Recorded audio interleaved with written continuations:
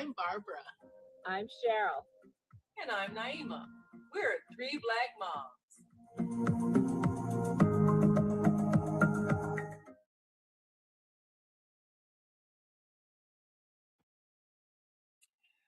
Well, if you are dating, you undoubtedly have had some good and not so good experiences. And if you ended up in a relationship with someone that ended badly, it isn't that they suddenly changed. It's that you didn't see the red flags in the beginning. And maybe it's because you really wanted a life partner, you really wanted a relationship, you really wanted a romantic interest. And they maybe really looked good. Maybe they had money. Maybe they had status. Maybe your friends hooked you up. And so you decided you were going to be in a relationship with this person. And then things went horribly wrong. And you can't figure out how it happened. Well, the important thing is to take responsibility for your choices and to realize that people don't suddenly go bad. They give you signs all the time. And many times we just choose to ignore them because we really want to be in a relationship with this person. And then when it goes bad, we feel bad about ourselves because we think there's something wrong with us. Well, there's nothing wrong other than our perhaps failure to identify the red flags. So today, sisters, we're going to help those who might be new to the dating game or maybe have been out of the dating game for a while, because we've all had experience before we finally found that one that was the one. We've all had experiences that let us know that there are times when someone is showing you who they are, and like Maya Angelou said, when someone shows you who they are, believe them. But we may have overlooked it because of all the other attributes, maybe physical or whatever the case may be, that we chose not to see the red flags. So, sisters, let's share some of our experiences that gave us wisdom and talk about some red flags that, if you're paying attention, they will show you this person is not for you. So first of all, Cheryl, let's hear your thoughts, because you've had some interesting experiences. Oh, yes, I've had several interesting experiences. And the one thing I have to say, oh, the quote, it's believe them the first time. And that's the thing, is that a lot of times people will show you who they are the first time. And we, as people of empathy and sympathy and connection, we want to attribute it to all kinds of things. We'll say, oh, he said that kind of funky thing because he was nervous, or she's just, looking for a certain kind of man and she's been hurt before.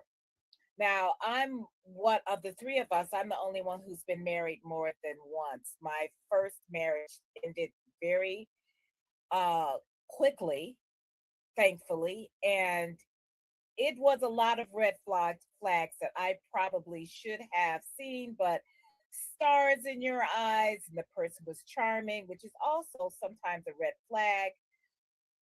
Quick to anger, but then very quick to apologize and love bomb you, which is also a red flag. Love bombing is a red flag because sometimes people do that. And when I say love bombing, for people who don't know what that is, it is when you meet someone and that person is all in. They're calling, and at the time, many years ago, this is way before texting, but they're calling you, or they're texting you, or they're sending you flowers to your work, or they're telling everybody about you. and they're making this great big grandiose um uh, uh affirmation and acclamation of your love for you, and so you're overwhelmed and you're swept off your feet, and all of us remember that whole, oh, sweeping you off your feet. Well, really, a lot of times this is how it starts, but you have to listen to what they say and also what they don't say. And I always said there are several things. One is we're judged by the company that we keep, so you have to see who that person's friends are. And you also have to kind of listen to what they say about their exes.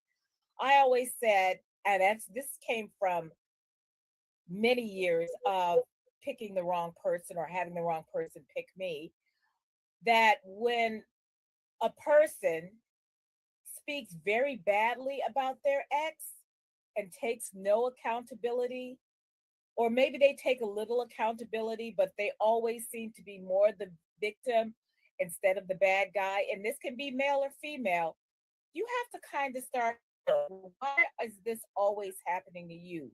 What are you not seeing? You know, and that person may come off as very charming, so you dismiss the little weird things that they say, or after the love bombing will come, sometimes that red flag is them wanting to push very quickly for commitment from you. That's a red flag, because once they have you in, what happens is that they start the death by a thousand duck bites. I didn't like the way you were wearing that when we went to the store today. I didn't like you talking to that person. I didn't like uh whatever it was. I don't like that friend of yours. Why were you flirting with that man or that woman? It's all of these things that are red flags. And yet we misinterpret those flags as, oh, this person is just so in love with me. Oh, they want me all to themselves. Oh, we're just going to make it. And all of these things, they feed your ego, but they're not going to feed your soul, because that person is looking to control you. They're not looking to bond with you. They like your friends, but then they start criticizing your friends. They start wanting to spend more time with you to the exclusion of everyone else. And you not supposed to spend time, go on that girls' trip, or talk to your friends on the phone, or anything that doesn't involve them. That's a red flag. It was funny because I was reading something today on Instagram, where I always tell you this is where I live, is on Instagram. And someone asked, if someone asks you what you do for a living, is it a red flag? Well, sometimes that's small talk, and there was this discussion of, well, maybe that means that person doesn't have a job, or or they're looking to see, maybe that they're telling you that you'll be paying half the bills. They're not as accomplished as you, and I don't buy that. I think sometimes just knowing what you do for a living is a part of knowing who you are.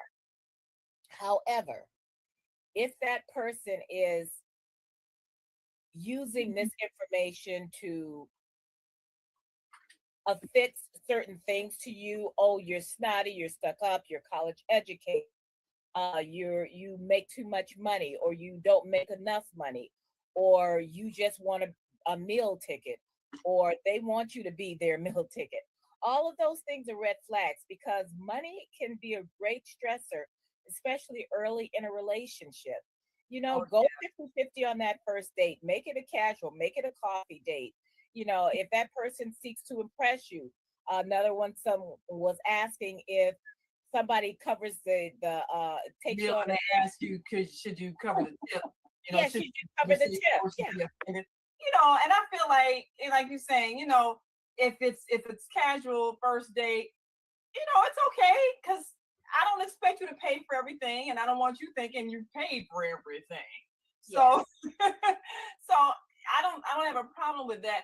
But I think, and like you say, when people ask you, well, what do you do for a living? Well, that's basic small talk. Get to know you and all that kind of thing.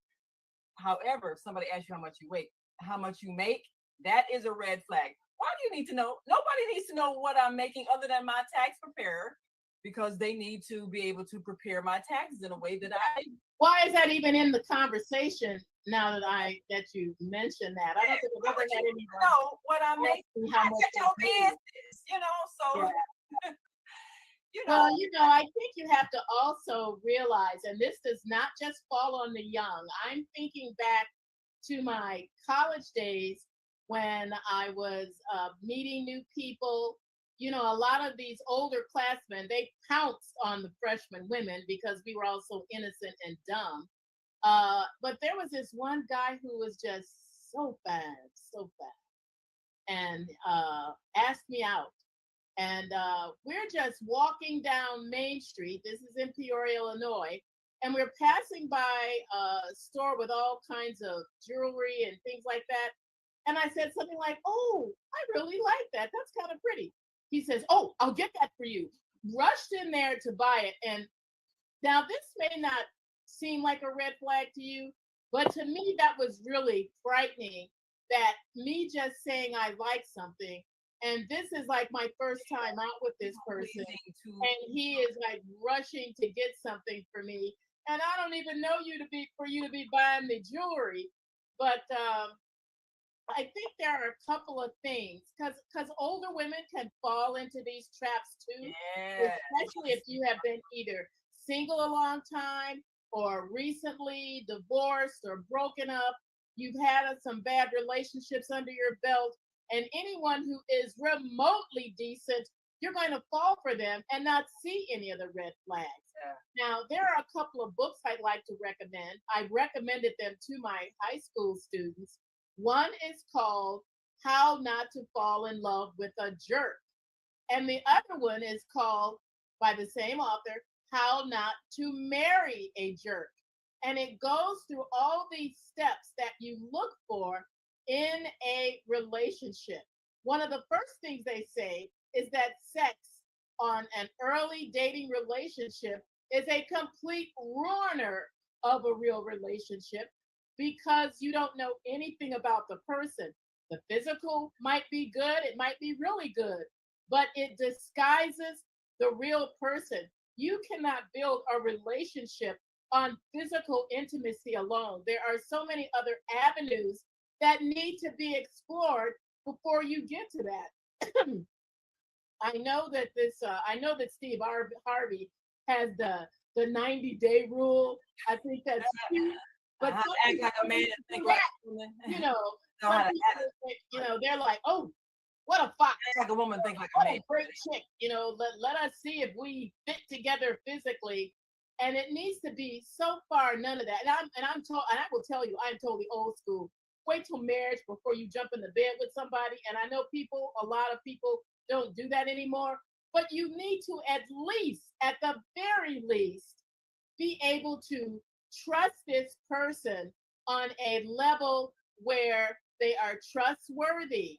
They have your welfare in mind. They are not eager to fulfill their own physical desires, but they are willing to build a relationship based on a lot of other external things. And sometimes a small thing will give you a clue. What if this person is like perfect in every way? And then you get in the car with them and their personality changes and they explode into a road rage that is like turning from Jekyll to Hyde. That is a red flag, because if they're blowing up over somebody cutting them off on the freeway, they might be blowing up at you about something else. Thanks. And small things in a person's personality. No one is perfect. You are not going to. But if you find somebody and you think that person is perfect, look out, because all of those hidden masks start to fall. Be able to evaluate how this person reacts in every situation. How do they treat their sister? Is every woman that they see a flirting opportunity? How do they treat their mother? How do they treat other women in their family? These are all clues on how you are going to be treated. Yeah, absolutely. And Also, also, how do they talk about other women? How do they talk about their ex? How do they talk about their ex? If They their talk ex about her is a real B, bad. a C, Right. and I'm not saying any of those words, but if they call them out of their name, that's what they're going to call you at your very first argument. Yes. And then you're going to be devastated, and and you're going to be looking, especially if you've been love bombed, to try to get back into that person's good graces Mhm. because you feel like you've invested something and this person's really good. Oh, he just, he really apologized and he gave me flowers afterward. But they're always going to be making you feel insecure and making you feel bad. And that's the whole point. There's another book that's called Smart Women, Foolish Choices. Mhm. And it's an old one because I read it probably 30, 40 years ago or something, right after my first marriage broke up. And it talked about women, because a lot of times women are the ones, especially Black women, we're the most educated group in the world. But we will fall in love with a man's potential. Oh, well, if he just gets a break. And there's that whole, should Black women hold up Black men? Yes, we should. Yes, we should hold up all of our people. But the thing is that don't fall so in love with someone's potential that you're making excuses for them, that you are enabling them. You're not helping them, you're enabling them. You're always having to be the one who invest in this scheme or that scheme, or investing in whatever, or you're not just paying the bills, because it really isn't about money, but it's investing in their bad choices or making up for their bad choices. Those are all red flags, because you can believe in somebody, but don't believe in them to the detriment of yourself. And You know, you're always investing in their ideas, and you're always broke, and their ideas never work, and according to them, it's always somebody else's fault. it's always someone's fault. And, Yeah. okay, at 18, you have potential. At 48, if you have not realized that potential, it's not happening. So Yeah. realize when a person has habits that's going to keep them from ever realizing that so-called potential, and you'll get sucked in, and next thing you know, like you say, you're an enabler. And you mentioned something about, well, a couple of things you mentioned, the sex situation, and we talk about this all the time in our shows. The fact that sexual intimacy releases a chemical in the brain, oxytocin, that bonds you to the person you're intimate with. So you are emotionally bonded biochemically to somebody who might be a jerk, and then you just keep trying to make it work because your body is telling your brain to stay bonded with that person. And that's what happens when you become sexually intimate with somebody that you don't even know. And then it's like an investment, and then you keep trying. It's like somebody gambling. You win something, and then you start losing, and then you lost everything. Then you keep playing because you want to win back the money that you had before and lost, and you just keep going further and further in the hole. But that's what happens when you keep trying to make a bad relationship work because you've invested in it sexually, with your emotions, your intimacy, and you don't want it to fail because you've invested. And you got to know and cut your losses. At some point, even a gambler has to realize, okay, I've lost everything. I'm not going to get it. Watch that. What was it? Twilight Zone. I mean, yeah. No, Kenny Rogers said it. No one holds so much the machine started chasing after him. So I mean, you don't want to feel like, oh wow, this was terrible. I shouldn't have tried. I shouldn't have, given my heart to somebody who was a jerk. But they showed you there was a jerk in the beginning, and you just didn't see it because maybe it was fine. Oh, he looked good. Oh, he's smart. He expected a lot of money. Oh, he wear them nice suits. I mean, you can get sucked in by all the material things and totally miss that they showed you they was a jerk first argument you have. And that's why you got to look at how do they handle anger. Your first argument is important, and it's good to argue. Somebody, we never argue. That's a red flag too sometimes. Yeah. Not to say that it may be one that avoids dealing with real conflict. If they avoid confrontation, if they avoid arguments, they won't stand up for themselves. that's a problem too. Because at some point, you're going to need somebody who's got some backbone and will stand up for themselves.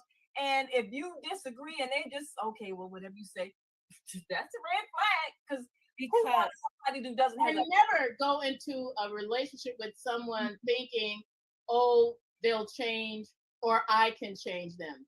No. There's this joke where this husband and wife, the wife goes, you have never changed. You're the same. And he is upset with her because she's always changing. And the problem is you cannot change someone else. If you don't like the way they are, then maybe you need to walk away and find someone else who is already at the place that you're hoping someone is going to be. I had a conversation like this with one of my seniors when I was teaching at this school, and I had seniors. Some of the hardest students to teach outside of middle school are seniors who think they already know everything because they're about to either go off into college or go off into some kind of employment. They think they know everything. Now, there was this guy at my school, and he was a fox. And I am not, he had a beard. I remember once I said to him, is that legal for you to already be having a beard? But he was a really good looking guy. He had a girlfriend, another senior, but he was mean. And all the girls liked him. Even all the underclass girls liked him. He could talk to anybody, and he would make these jokes, but he'd be serious. He would say like, now, woman, go make me a sandwich. But he's like not kidding. And because I remember when he said some silly thing like that to me, I said, ooh, now you're a sandwich, because you're full of baloney. And so, that, but it was disheartening to me to see the girls falling and fawning all over this guy Because when he was mean. I mean, just mean. He said mean things. He did mean things. He talked mean. He acted mean. He was full of himself, but he was a fox. If all you're looking for is the physical, because that's all you were going to get. yeah. But that's funny because what does they say about, girls do? We all like the bad boys at some point in our lives. We do go for the bad boys. And the thing is, when you are mature, you realize that the bad boys are going to be dying alone because you ain't got time for that nonsense. What Right. we want Or to do, they find somebody with low self-esteem who just keep hanging on. that's who they can abuse. Who But they can the abuse. thing is, the thing is that our whole thing is those are red flags. If somebody makes you feel bad about yourself, why would you be with them? Yeah. You don't have, if you have a friend who made you feel bad about yourself, you would stop spending time with them. Right. Why Go. if you a man and says, well, he tells me about myself. He calls me out on my stuff. Oh, Yes, he's honest. well, but he also how does he allow you to call him out? Right. And, Right. and that's the thing, is that I just find it very interesting that we feel like we need to be called out on some things, but we're not confident enough to say, well, wait a minute, I like the way I wear my hair. If you don't like the way I wear my hair, then you don't have to look at it. You can walk away. Don't tell me that I need to cut my hair, grow my hair, dye my hair, whatever, wear weaves, whatever you want me to do, straighten it. All these kinds of things that people look to change you. And it's funny because one of the things they say is men marry women hoping they won't change, and men and women marry men hoping that they will. And Barbara, you said something very funny about people trying to change someone. People are fundamentally who they are. Of course, there's certain things as you grow and you mature, but if someone is not nice to people, he's not going to be nice to you. He's just not. And that's the thing, is I always call it the King Kong complex, where women feel like, oh, he's mean to everybody, but I can make him nice to me. He may be nice to you at first, as he reels you in, and then it's the death by a thousand duck bites. It's the little criticisms. It's the, oh, you're not wearing makeup anymore, or you wear too much makeup, or whatever it is. Big, or you got too skinny, or or you're gaining too much weight. Yeah, I had a roommate in college who was beautiful, and she she was only my roommate for I think a semester, and then she moved in with someone else, and then she got a she was dating a football player, and he, and of course she was light skinned. Of course, we're all colorists, so he wasn't very nice to her after a while, and they went to somebody's house, and she had started gaining a little weight, and they offered them something to eat, and he says nothing for her. She's already, she's already, like too big or something like that. And he was saying Ooh. these things to her about her being heavy, and she really wasn't heavy. She had gained a few pounds, but Mm. she was Even always if she But she was, took it. She mom took was heavy. the insult. Yeah, but it was like it was such a nasty thing to say to her in front of people to humiliate her. yeah, And I remember her, she was telling me about this because we hadn't been roommates for a while, but she had come because she thought he was cheating on her, and she had found his car Mm. there. And so she came to say, have you seen him, or do you know anything about it? And that's the thing, I felt so bad for her because she was such a pretty girl. And here she got this football player, and it was like during the time when K-State wasn't very good. So, but all these guys thought they were going to go pro, and only a couple of them did. Mm. And he wasn't one of them. And but I think these women hang your hat on someone who you think is going somewhere, but you're hanging your hat on that person, even though They're not treating you nice, and they're never going to treat you nice, even if they become yeah, famous and yeah. wealthy and It all of gets that. worse. It will escalate. It'll escalate. And so, and this is why we need to make a decision that we're only going to allow ourselves to be treated well in a relationship. And if that person is not treating us well, we need to let them go. And do not keep giving somebody chance after chance after chance after they humiliate you, lie to you, embarrass you, and you just and they oh, it doesn't matter how many flowers they give you. yeah, And you yeah, need to be They able are, believe to them. recognize that. It's almost like when you are bargain hunting. I know when I was in China, my daughter taught me the skill of walking away.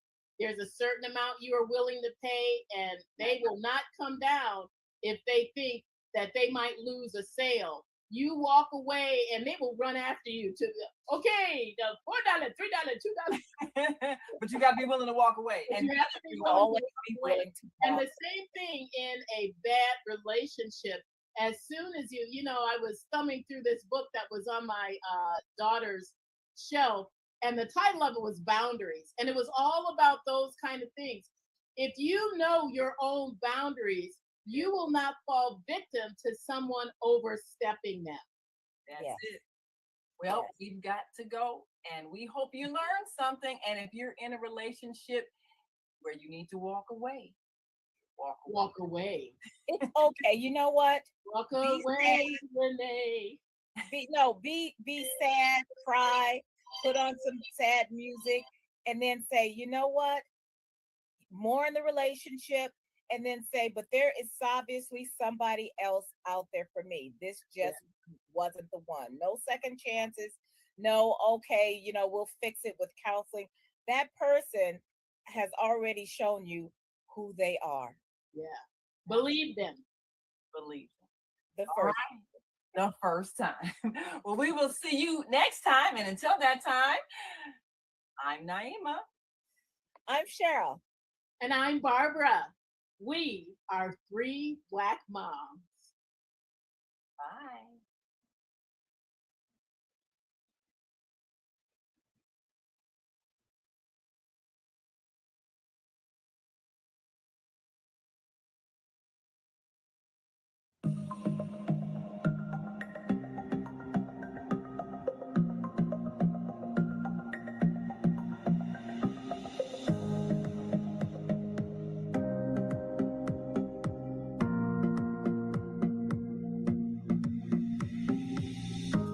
Hi, I'm Barbara.